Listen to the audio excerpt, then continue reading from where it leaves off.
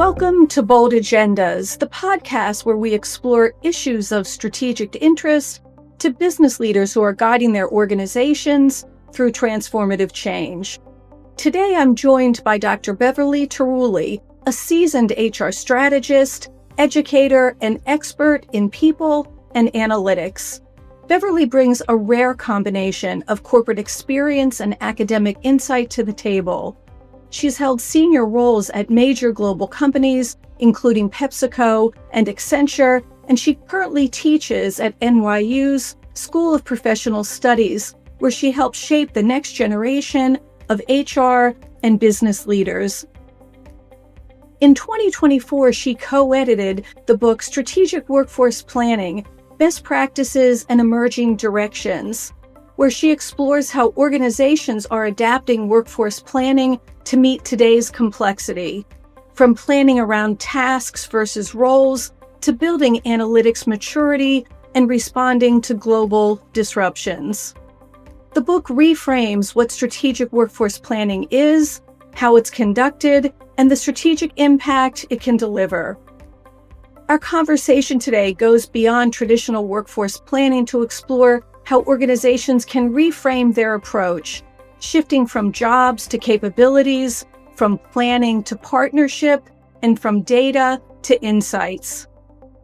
I'm Mimi Brooks, and this is Bold Agendas, from Headcount to Human Capabilities, Rethinking Workforce Strategy with Dr. Beverly Tarulli. Let's get started. Bev, welcome to Bold Agendas. Thank you so much for joining me. I'm delighted to have you here. Well, I'm thrilled to be here, Mimi. Thanks. You know, Beverly, it's funny. A lot of the people that I invite on the show are folks that, I find as thought leaders in the space, through my own, experiences and keeping an eye out on different information channels. But I've known you for at least 10 years now. I was thinking today before we got on the call, at least 10 years.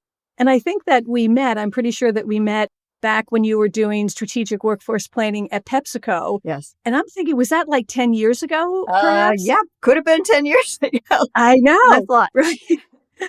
It has. And so that was the basis of, before we get in deeply into the conversation about strategic work planning, I just want to take a moment to let you give a little bit, of your background, because I think it's quite interesting that you've been involved in people and analytics study in some way or another, across a wide chasm, though, of perspectives, from corporate America to consulting to academia. So I just wanted to start with, what's held your interest in this and, why the thick horizontal, around the study of people and analytics over quite a long period of time. Yeah.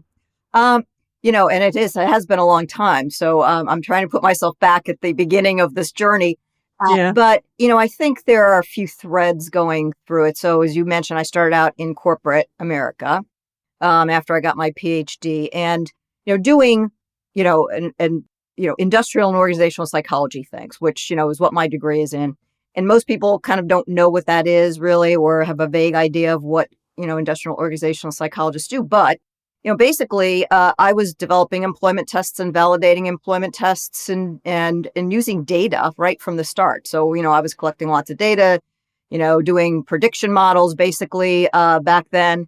And then I moved into consulting and, at Accenture. And again, using a lot of data to help clients improve their businesses, whether that was effectiveness or efficiency.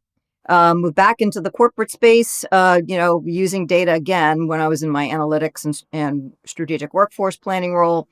So I think that thread has sort of followed me through my career, which is, we talk a lot today about analytics being new in the people space and the human capital space, and it's not really. We've been doing it for a very long time. But, it's funny. I look back, I was just thinking about this the other day on, how did I end up in academia at the end of all of this? Yeah. And exactly. And what I reflect on is sort of this curiosity all the time of kind of like what's new out there. And I was notorious at PepsiCo for sending people, reading something and sending people articles all the time. It was kind of like I was. Somebody once called one of my direct reports called me a human library, the human library. I see that. And so I think that's also, and of course in academics, that's what you're doing. You're keeping up, you're kind of thinking ahead. What's the future going to look like, to help the students prepare for that. What's interesting, Bev, is it's surprising to me, and my background also crossed in and out of HR for a long time, how underappreciated some of the early discipline of HR was in terms of its focus on industrial psychology and organization design. And it seems quite important to me that we bring that discipline back into our executive capability set, especially with all of transformation happening in businesses as we, think about how are we going to and need to redesign work and structures associated with work. So, it seems a discipline that's almost, really should be in high demand now to bring it back into our decision-making process. Your thoughts? Yeah, I agree with you. But I think what happens is that, you know, business leaders don't often expect HR people to come with data. And so I think there is this I think we're at this kind of inflection point around this issue, because I think, and it's interesting when I talk to students, and I hear them talking about their own experiences at work. And I really think it's like a tale of two cities out there, right? So I'll give you an example.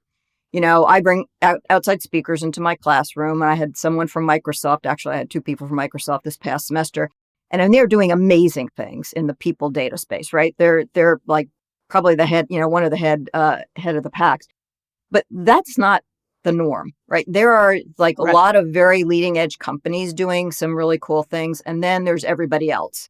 I mean, I cannot tell you how many students say to me, we can't even get a dashboard together. We don't know, we can't get our data right.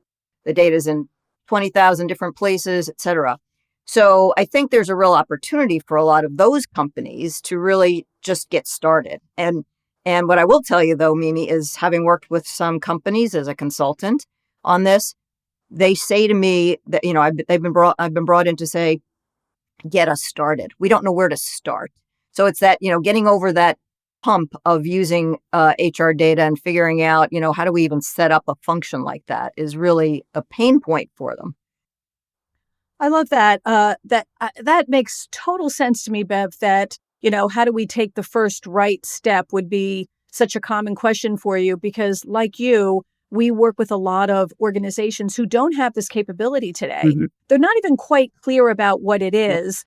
And in some ways, I think it's a little undervalued, unfortunately, if it sounds like it's something that sits inside HR as opposed to sits closer to a strategy function, where it would be viewed as an integral part of overall work planning. Yes. What do you think? Yes. Well, I mean, so there's two pieces to this, I think. And I know we'll talk about the strategic workforce planning piece.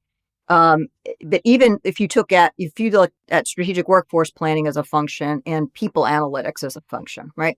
In my world, when I led it at PepsiCo, they were combined. So my team did strategic workforce planning. That's not always true, right? Even within HR, that function is oftentimes different than the people analytics function. So, when we talk about, which should it sit into strategy? In fact, there was an interesting announcement this week about a company that is combining their HR and IT organizations, which is totally that's interesting, right? Because and with the technology and technology as taking care of some tasks, the thinking there was let's combine them and see how that works. I don't know that I love that answer, but I think the thought of kind of where does the analytics / strategic workforce planning fit in the organization is kind of a, I used to do a lot of org design work, and I know you all do too. But it's like what I used to tell clients is there's no school answer to that question, right? Of like how you should design your organization, right? Because you're going to optimize on some things, you're going to sub-optimize on others, but it's a matter of prioritizing, what do you want to optimize? And I think it's the same sort of thing as where do you want people analytics to sit, or strategic workforce planning to sit? What are you trying to optimize? Maybe we can, just hang here one more minute, then I'll move us forward into strategic workforce planning. But, just want to get your sense of this. Bev, even 10 years ago when we first met and we started doing some consulting with PepsiCo and you were there, it struck me as unusual that the Charo had such a commitment to the work that you and your team were doing. That seemed unusual to me, certainly back then. And as you said a moment ago, it persists even today. So just a bit in retrospect, and as you think about organizations that might be considering the value of this discipline, why was it so valued in PepsiCo? And it wasn't just you. You had a team of four people or so back then, right? Bev, About a and you're dozen, yeah, about a dozen people. yeah. It was quite a good sized group. So why was there the commitment that it was even then, Bev? Yeah. Well, there's a few reasons for it, I think. I think PepsiCo had a history of valuing the sort of data, right? So they always had industrial organizational psychologists working for them in HR for as long as I can remember. But in that particular case, when, you were there, the CHRO actually had a science background herself, believe it or not. So she was not a traditional HR person. She had been a CEO of several businesses, but was actually a chemist, believe it or not, by training. So there was Oh, there wow. was this inherent sort of appreciation for data, and which, by the way, made a huge difference for how effective my team could be. And she was famous for saying to me one time, and I still it still sticks with me. She's like, Beverly, you're Switzerland. And what she meant by that is I'm not asking you to prove one thing or another. I want you to go out and tell me what the data is telling us about, our people. Do we have the right talent in the right places? Did we have the right leadership team at the time in one of our businesses, which was struggling? So she was just looking for the answers. So I think that makes a huge difference for how effective you can be in those roles. I also seem to recall that a lot of the work that your team was doing was almost internal consulting to business leaders around the organization, right, Beverly? So Yes. you also had a bit of a reputation as being a center of excellence. I'll call it a center of excellence, within HR that was quite accessible, for business leaders as a research arm. Yes, absolutely. And that was particularly true around the strategic workforce planning piece because, we were the experts in the organization, creating the process, helping the business work through those projects. Mm-hmm. So, Bev, let's talk about the discipline because it goes a bit to what you were saying a moment ago. I think that some organizations, when they ask the question, where do we get started, also mean, what is this discipline about and how should we think about the value that we should expect from it? So, can you take a few moments and talk about your definition of strategic workforce planning? You could do it in a historical sense if you'd like, and then maybe lean a bit into it to talk about, how you see that in a current context changing, particularly with business transformation involved with most companies that are, out there today in terms of what they're dealing with. Yeah. Well, I mean, in its simplest form, strategic workforce planning, and that's the historical term for it, as you know, is really about, you know, can't what is the talent that we're going to need to achieve our business goals, right? Over some time frame, and that time frame can vary. But that's really all it's about, right? It is what are those skill sets that we need? How many do we need? Where do we need them? When do we need them? What amount of risk are we willing to take in terms of bringing on people? And, of course, over the last several years, it's been 10 years or so. It's been, do we need them permanently? Do we need them on a temporary basis? Can we get the skills that we need when we need them? So it's all about, I just think of it as the HR equivalent of strategic business planning, really what it is. And Beth, how does that vibrate in complexity, from company to company based on, some diversity or variability within their workforce? In other words, large union workforces or large frontline, or you know what I mean? So people that might have large populations or quite diverse work settings relative to strategic workforce planning. How do you think about that variability? How does that variability affect workforce planning in any context? Yeah. I don't know that it is whether it's a frontline workforce versus, more professional workforce.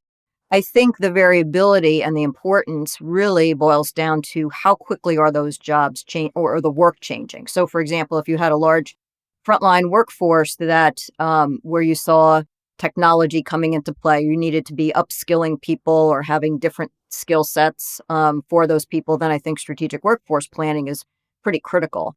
If it's a pretty relatively stable type of job over time, whether that's professional or like, and I don't mean to, I'm not trying to, make value judgments about different job functions, but I think about finance, for example. And I think, yes, you can make the argument that AI is going to change all jobs, but I think about finance jobs as pretty stable, right? I mean, if you're an accountant, you're an accountant. The rules are the same, you've still got to report out to the SEC on certain types of metrics and things. So I don't see those types of jobs as being sort of a focus of strategic workforce planning as much as I see things like, R&D. So I think of the pharmaceutical industry, huge changes over the last several years in terms of how they utilize technology and drug development and clinical trials and all of those sorts of things. But, and of course, most professional jobs. And by the way, just as an aside, and we can talk about this a little bit, but I don't ever see strategic workforce planning, and personally, there might be people who disagree with me, as I would never do it. Like if some company called me and said, let's do strategic workforce planning for my organization, I would say, okay, well, let's figure out where it makes sense to do it, right? So I don't see it as okay, let's do it for the whole company. That's just so overwhelming particularly for, if it's a small company, that might make sense, but for any reasonably sized organization, it just doesn't make any sense. So you're really trying to figure out what workforces make the most difference for the organization in terms of achieving their goals. Yeah. So, I hear that, Bev, you tell me if I'm following you correctly. I hear that as the necessary business context related to the workforce that asks the question, what type of change do we think is going to be expected here? Therefore, what are we going to do? In other words, you need some backdrop of business context in order to make good decisions around workforce planning, because it's not just a headcount idea, right? Bev, it's not a numbers idea. Right. It's a capabilities idea. Well, and it's a great point because I always describe strategic workforce planning as a team sport.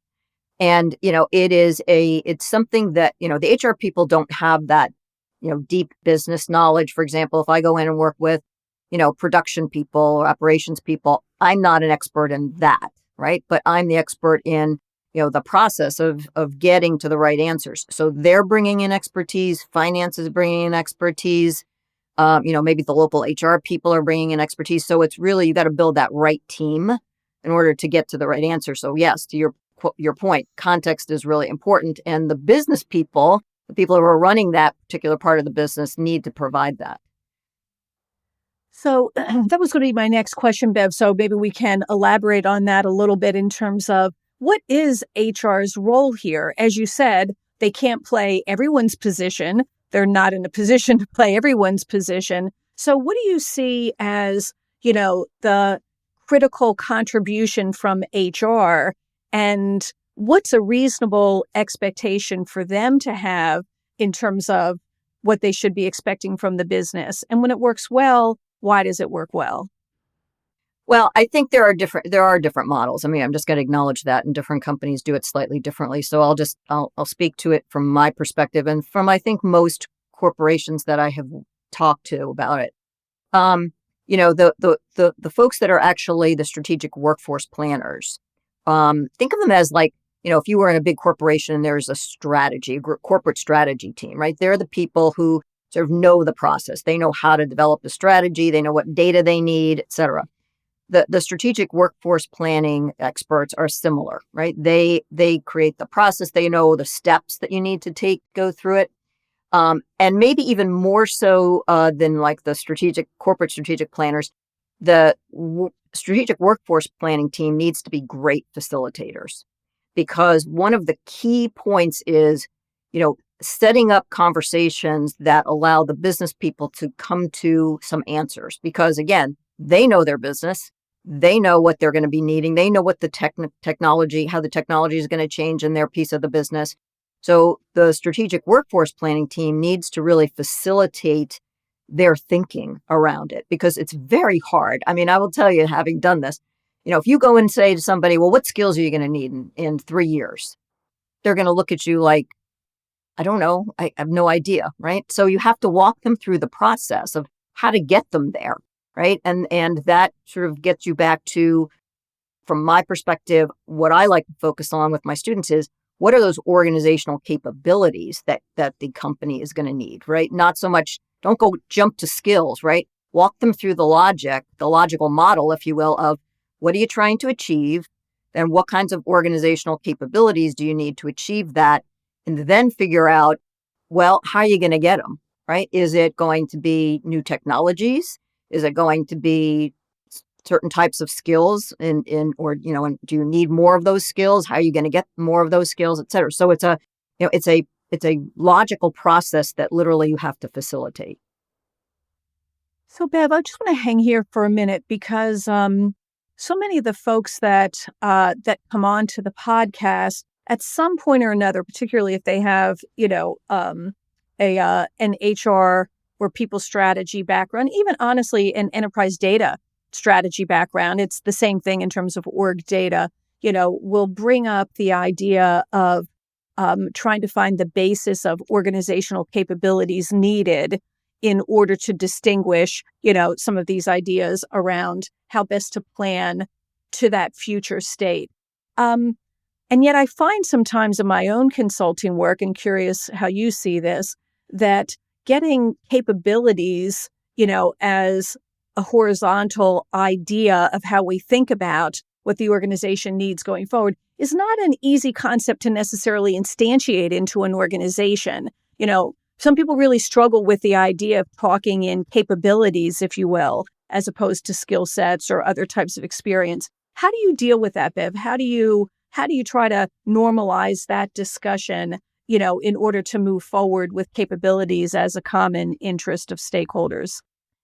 Yeah, I certainly, again, depending upon the complexity of the organization, that's sometimes more difficult than in other instances. But, I think it's kind of like, well, how are you differentiating yourself in your piece of the business, right? And first of all, what's your right to win in the market, right? What is do you have the right to win in this market? And if not, why are you in it in the first place?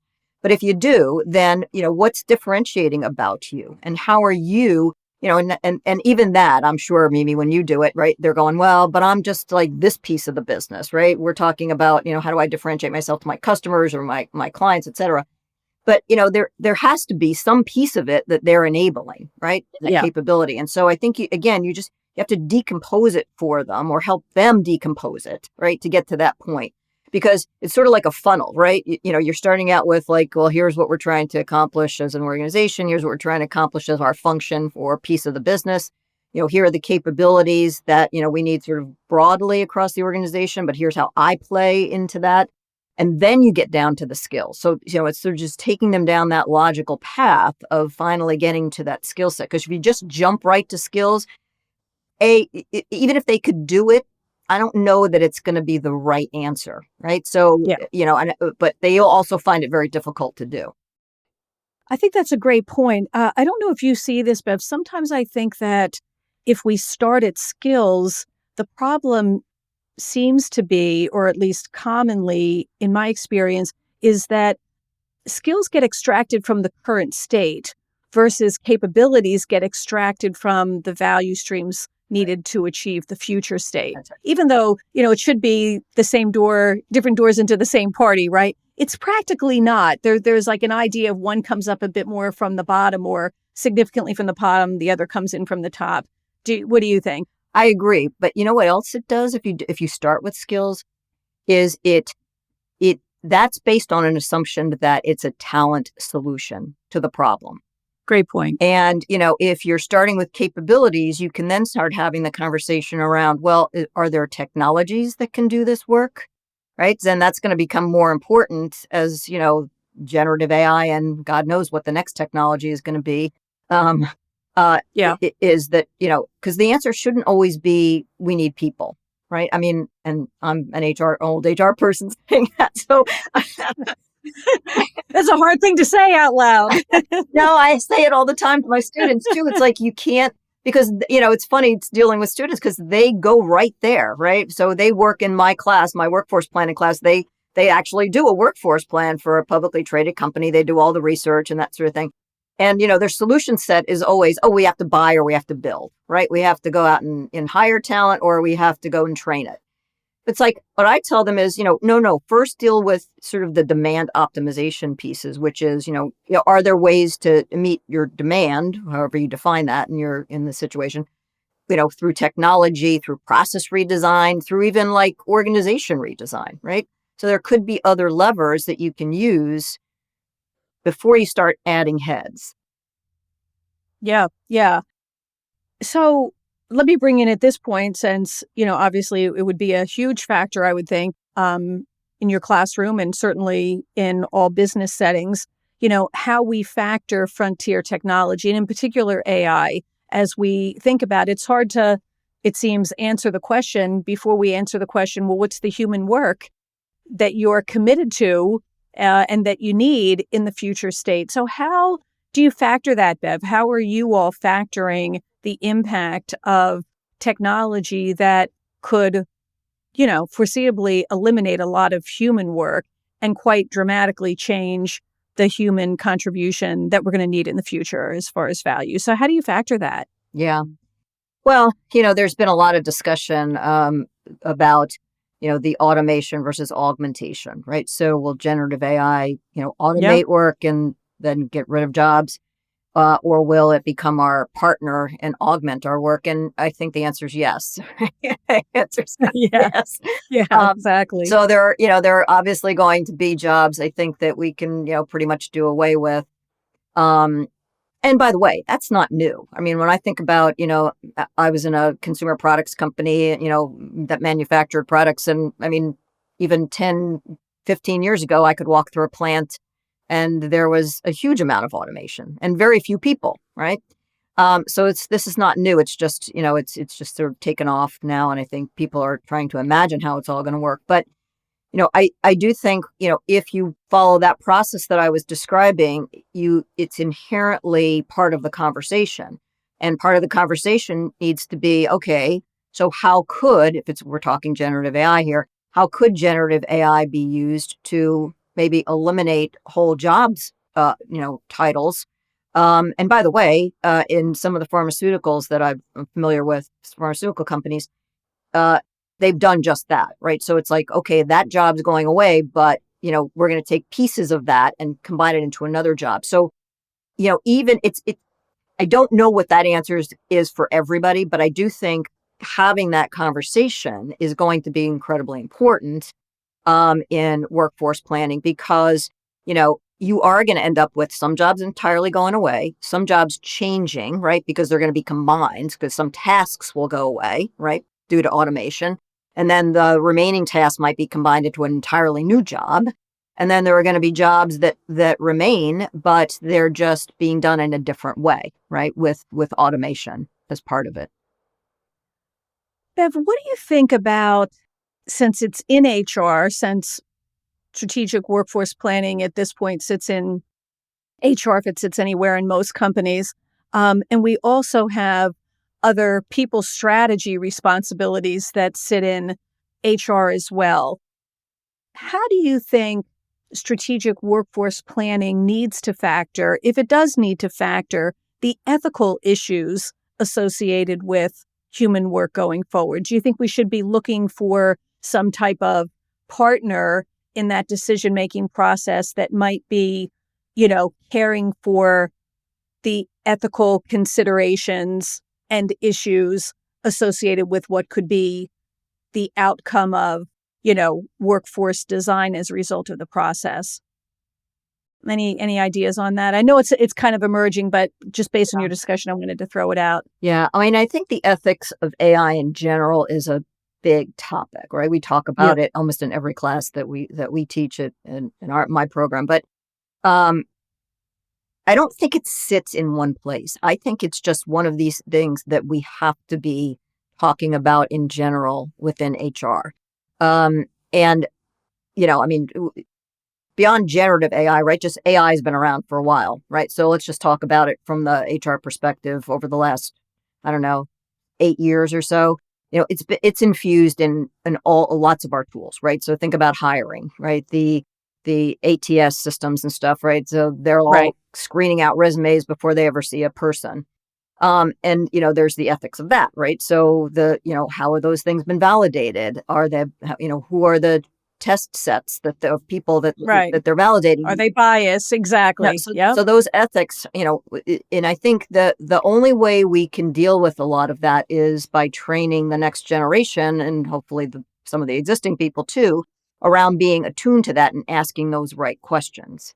Because I will tell you, even in my previous role, not that I was involved in those decisions, but you know, there were, talent acquisition people that get all excited about some of the tools that were being presented, oh, we have AI and it's going to make your job a lot easier.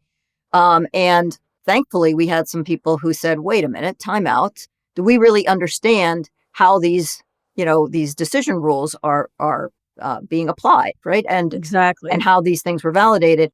And, at the end of the day now, who knows what's going to happen in terms of this. But, from an EEOC perspective, for example, like you can't just say, oh, well, we didn't know, right? The vendor told us this, right? No, you made these decisions based on something. Right. So you're on the hook for making those decisions. And so HR people really have to be at least asking the right questions and hard questions.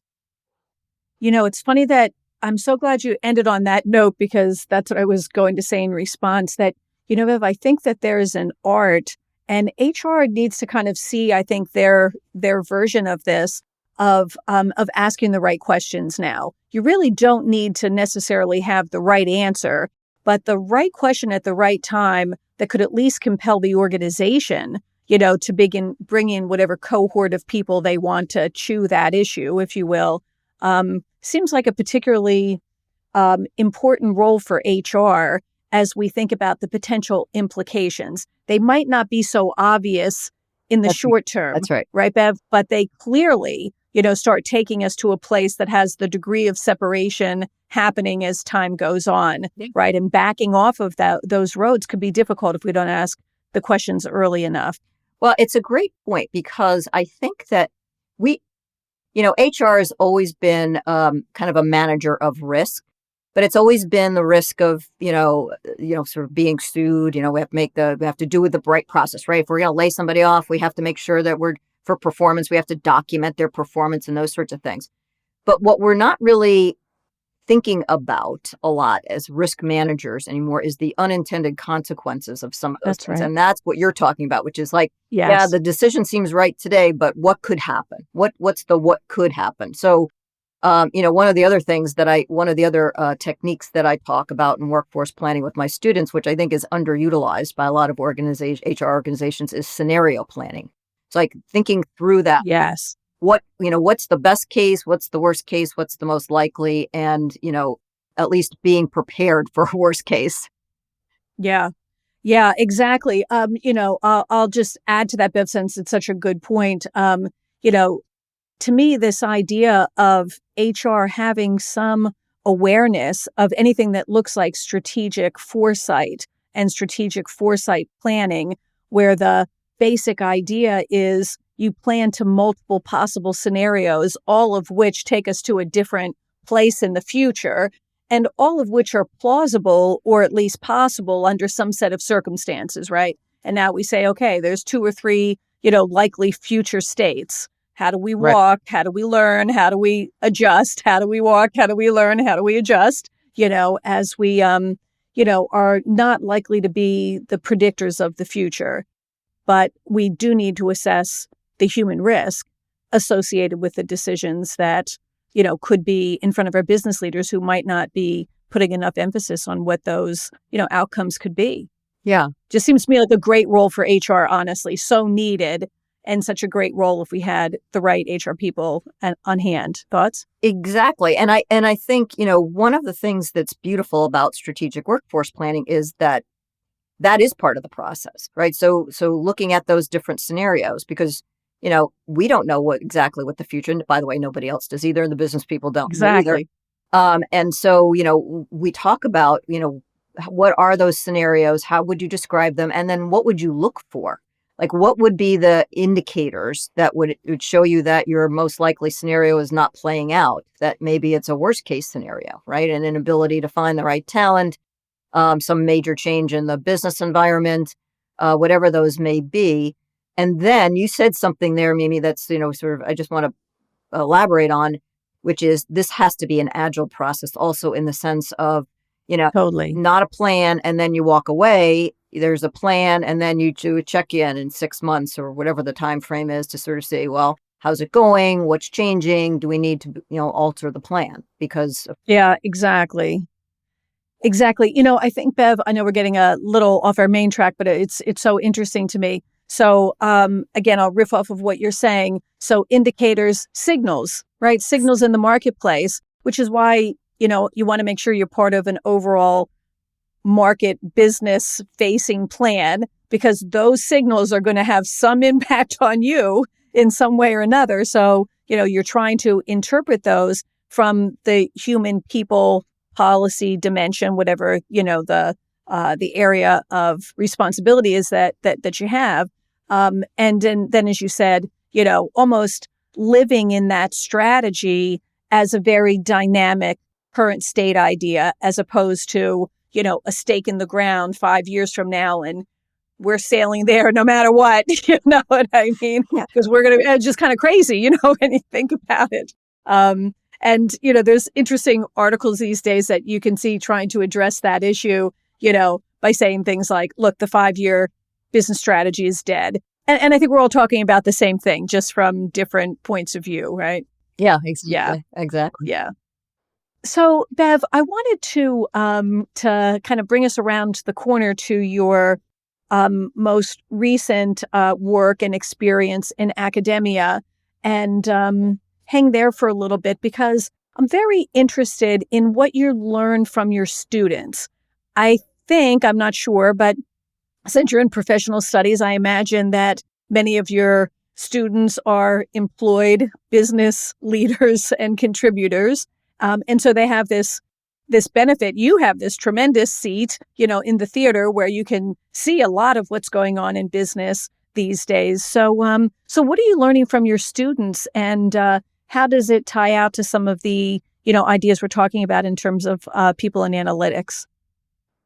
So first of all, yes, you're right. So I teach in School of Professional Studies, which by definition means students who have work experience. So I think they are average in my program. So I'm teaching, it's a master's level program. So I'm teaching, um, students who have anywhere from, 2 years to 30 years. I mean, literally I had a student who was making a career change. She had been in banking and wanted to make a career change into people analytics, which she did, which was fantastic.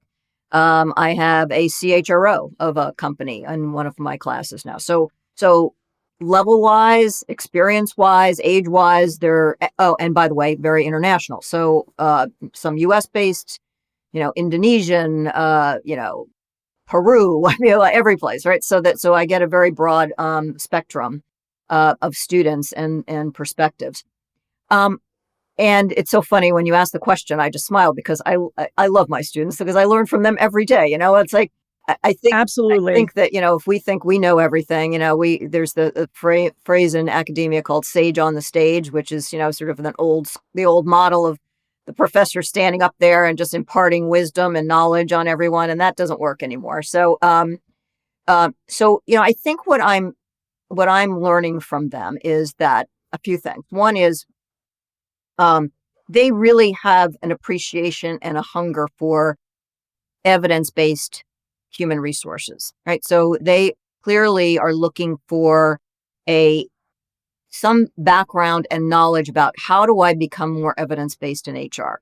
So I spent, as you know, Mimi, many, many years in and around HR. And I think one of my biggest pet peeves was always that So it's a strength and a weakness about HR people. So let me just start there.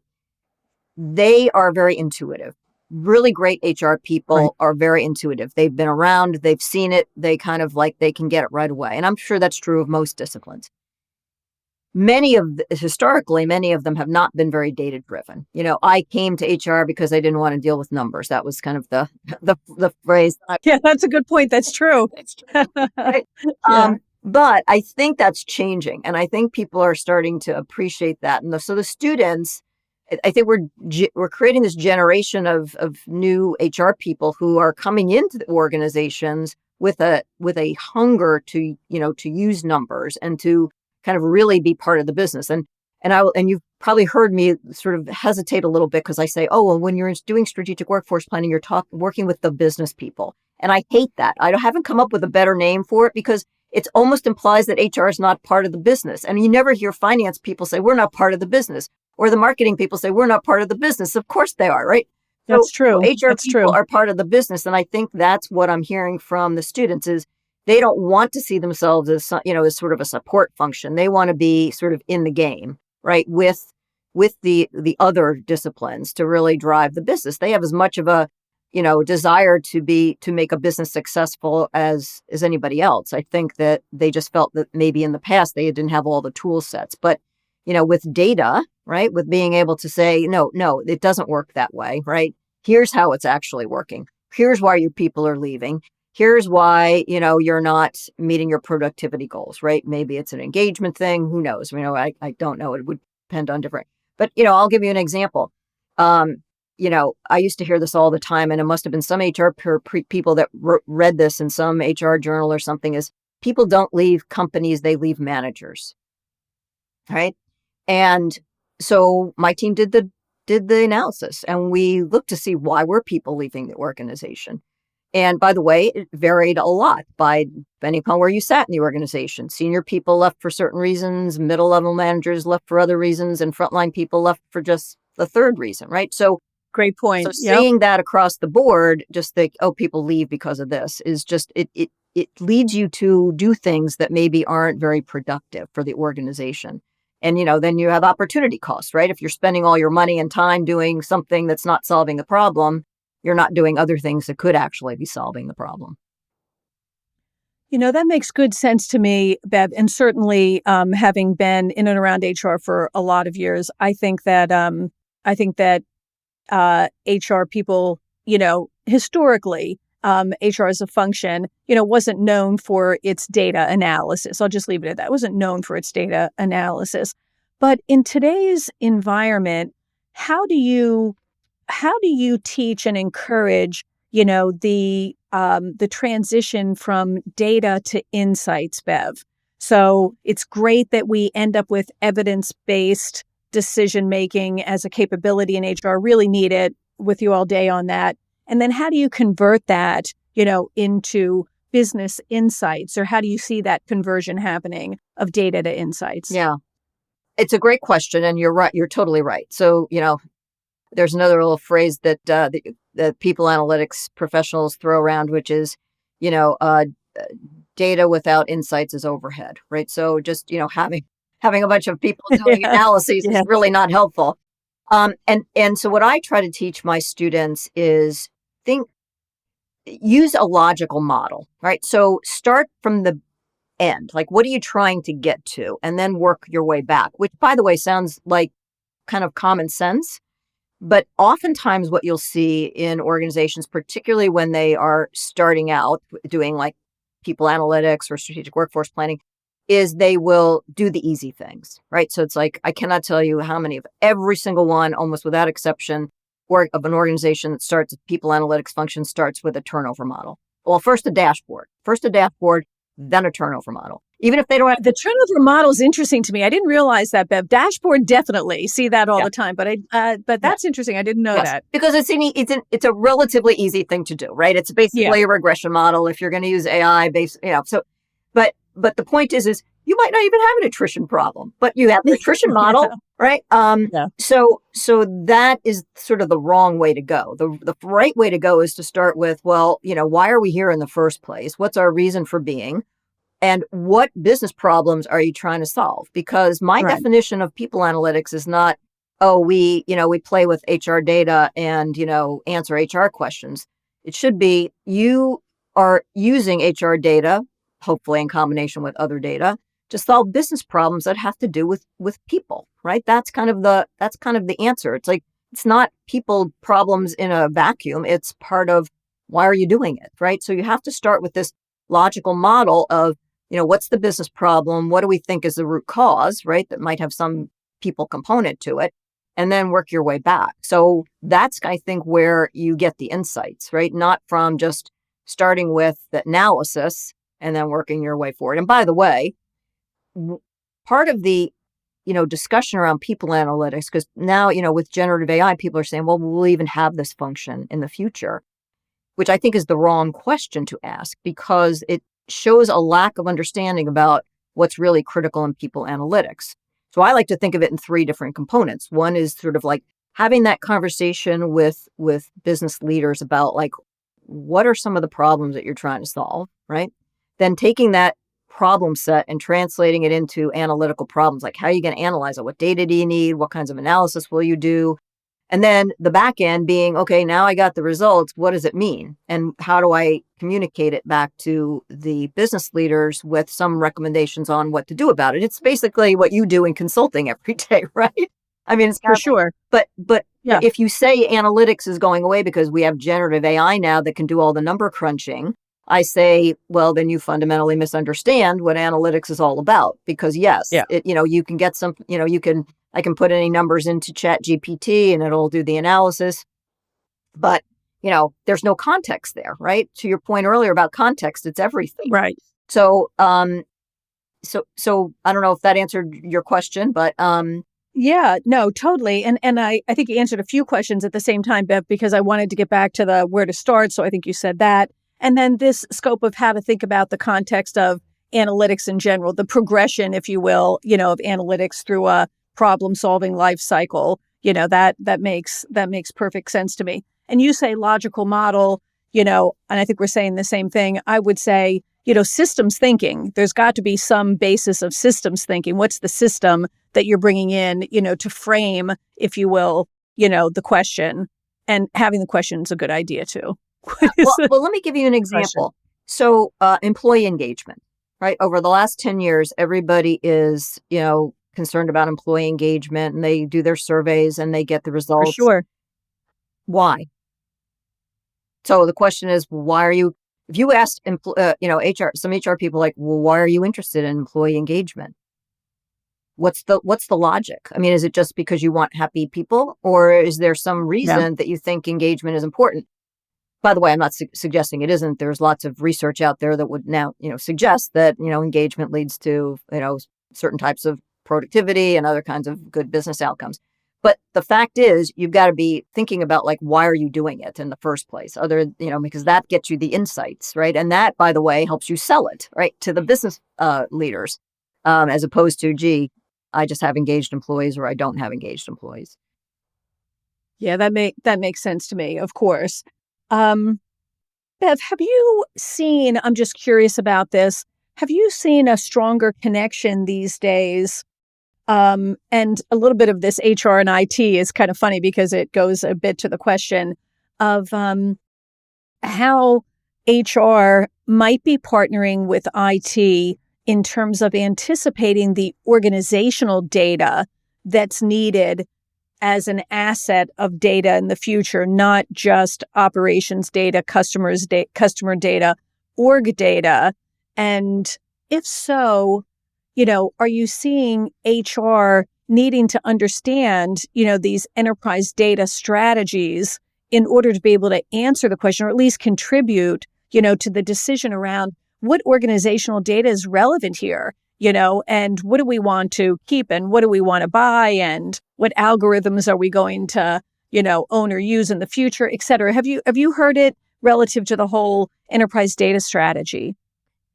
I have not personally heard, that companies do. It wouldn't surprise me that some are doing that. I think we should be doing a lot more of that. I think, in any large organization, the functional areas get very siloed. and even within functional areas, they can be siloed. Yes. So I don't think HR historically has been very involved in discussions around data and, infrastructure, um, much to our detriment, because again, whether you're doing strategic workforce planning or people analytics, what ends up happening, even within HR, maybe, so take IT out of the equation for a second. Even in HR, we're simply the downstream recipients of whatever other decisions are being made, whether that's around your Exactly. HRS systems, your talent acquisition systems, your learning systems, et cetera. And then, now go outside of HR, and now you're talking, customer data, marketing data, et cetera. And there is some, and then there's the ownership issue, right? The marketing people own the marketing data, so they may be reluctant to give it to you. I think there are some companies that are doing a lot more around, warehousing, like bringing it all together into a warehouse, or, some sort of data fabric kind of, environment. So I do think that there are some companies that are doing that. You do have to be careful about access of, particularly for HR data, right? Who has access to those sorts of things. But that can be worked around. We started to be actually working on that before I left my last job, because we saw that as an issue. Um, Yeah. so I do think there are probably companies that are doing it. Others probably, it's not even on their radar screen yet. I think that where I'm seeing it, Bev, and I think it's early, as you said, I think operations intensive businesses who are very motivated to capture relevant work data in order to make good decisions around predictive work and, automating work. And to your point, what does augmentation look like when we're talking about the work of work? I mean, the what we do that, to your point, defines us, differentiates us, whatever. And so I think as they start defining their work data assets, if I say it like that, their work related data assets, it could have an interesting implication and potentially be an interesting asset in the context of HR Yeah. going forward, like something that HR might be able to mine to get another way of thinking about the insights of the work of work. Yeah. So, kind of interesting one to watch, right? Yeah. No, I think that's a great point. As you're saying, it's like, okay, it's not HR leading charge, it's the operational folks that are leading the charge. And then HR can benefit from it. The other thing that occurs to me as you're talking about it is like, they're trying to solve like shorter term operational problems by doing this. But, from a strategic planner perspective, I'm thinking, oh, well, that's great. You can solve your short term problems, but it also helps me, solve my longer term problems. Exactly. It becomes an enterprise asset in terms of, work insights, right? Work data. And the idea of what they're even capturing that they think is important. See, to them, these are easy decisions for the head of ops or the head of business units to make. They know the kinds of decisions they'd like to make if they had the insights and the evidence to make the decision. And from a human perspective, it often completely inverts the flow of work. Right. Predictive analytics come up front, human dispatching comes on the back end, where the human work kicks in, et cetera, et cetera. But I think it creates just this wealth of insights that HR, could mine going forward to get some of this critical context that we were talking about. Pretty interesting. Yeah. Maybe that's some of what the HR IT, relationship could be thinking about. Anything on governance, Bev, before I let you go? Is there any, context of governance that comes into play, as you think about people and analytics, and the scope of, strategists that are working in the space? Is there anything that ties to governance? Maybe it doesn't. It's okay. I just wanted to put it on the table in case you see that at all. Are you talking about governance with around analytics specifically, or workforce planning specifically? I think I meant it more in terms of analytics, but you can answer it in any context if it's relevant. Yeah, no, for analytics, I mean, we talk about this all the time around, setting up an internal governance structure for analytics in an organization. I mean, you've got to have, when you start to set these things up, and as I have done, you're bringing in a lot of people who may or may not be HR people. So I had a team of people who were, I had a crazy team. I had chemists and biologists and economists and, people who were some experienced and some with no experience. So they don't necessarily have an appreciation for some of the sensitivities of the HR data. So you have to set up some sort of governance structure, your charter, who has access, where do you store things, all those sorts of things. But having said that, I also think there's an opportunity to be part of the larger data governance of the organization. So whether that's led by IT, obviously it's led by different people in different organizations, or if you have a chief data officer. So, I do think that, HR should always be thinking of themselves as part of this broader, ecosystem, if you will, around data. I think that's a mistake if they're only focused on, the, kind of internals. But I sort of see it as a nested set of, layers, really, right? So you could have your own governance, then HR usually has their kind of governance structure around, their HRIS systems, and then the more broad one around all of organizational data. I would think so, because, if you just think about kind of the increasing layers of complexity of that, it's one thing when we're in a fairly, low level of maturity and we're talking about, the governance as an ownership idea. Who owns it? Do you own it? Do I own it? Does the business own, So there's like, ownership and maybe attribute ideas. But then we start stepping up into important areas where you think HR really needs to play: traceability, explainability. For example, if we have this augmentation type model, to what degree can I rely on this? Yeah. How do I understand this? And then I move into, AI as a decider. So what role would, HR be playing in the decisions around AI being a decider? Under what circumstances, what level of oversight, what's the human in the loop idea based on, what needs to be done, et cetera. So seems like, getting in early in terms of data governance is more likely to position HR to see the evolution of these, not only capabilities, but business decisions. They become a lot more complex. Yep. And they tend to involve people even when operations isn't thinking about it as a people issue. Yes. To think about it as a workflow issue. They're thinking about it as a process issue. And you're like, well, that's going to roll downhill to people at some point here. Yeah. So kind of interesting. And I like that, Mimi, because HR sort of always play this dual role, right? One is, helping the business, and the other is employee advocate. And I think what you just described is sort of this new role of employee advocate, as opposed to what we typically would think of it in the past of sort of the employee relations aspect of it. So, it's kind of like, well, what are the this is kind of like, what are the implications of all of this technology for people? And that's right. What are the what impact will it have on the people, not just in terms of their job, but sort of more global impact. Exactly. And it seems to me that these people in analytic groups could play quite an interesting role there, right? Because they're this, people analytics, almost the dichotomy of the two. And I feel like it goes back to the ethics discussion we were having a moment ago.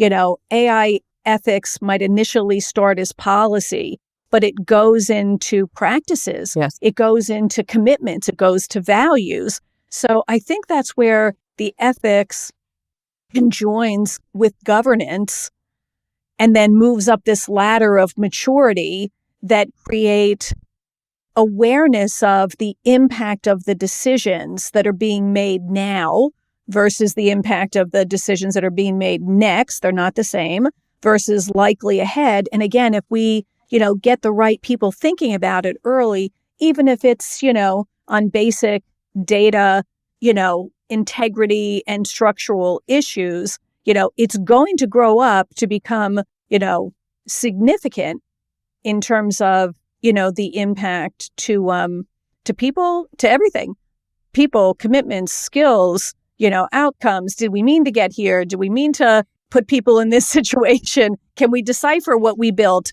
Et cetera, right? So if we can get those people on that, trajectory early, I think that could be very helpful, from a decision-making perspective. So it'd be interesting to see what happens. Yeah, I think so. And I think that's a really great role for people analytics and HR in general to take on. more I generally. do too. Yeah. I do too. I do too. Yeah, it's almost the science of augmentation. Yeah.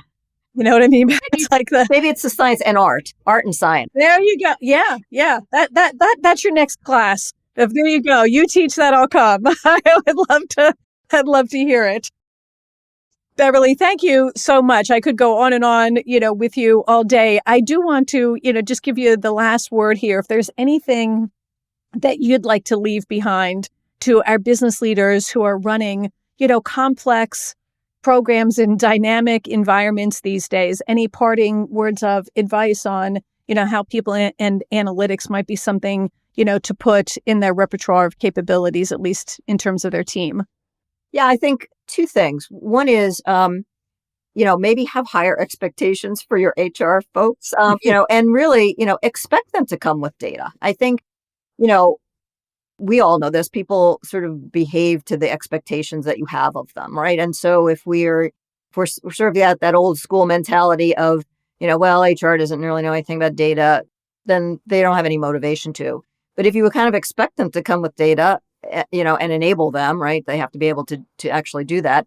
I think that's great. The only other thing I would say, and just based on my experience as an HR person in different types of roles, Mimi, which is um, to business leaders out there, bring your HR people in as real partners, because you will achieve much, much more than sort of treating them just as HR people, right? Because I've experienced both, and I will tell you, just from a business outcomes perspective, the business leaders who brought HR in as kind of a real partner, just like they brought their finance people in and their communications people in, et cetera, have much better success than those that don't. So, if I were to give two pieces of advice about HR to business leaders, that's what I would say.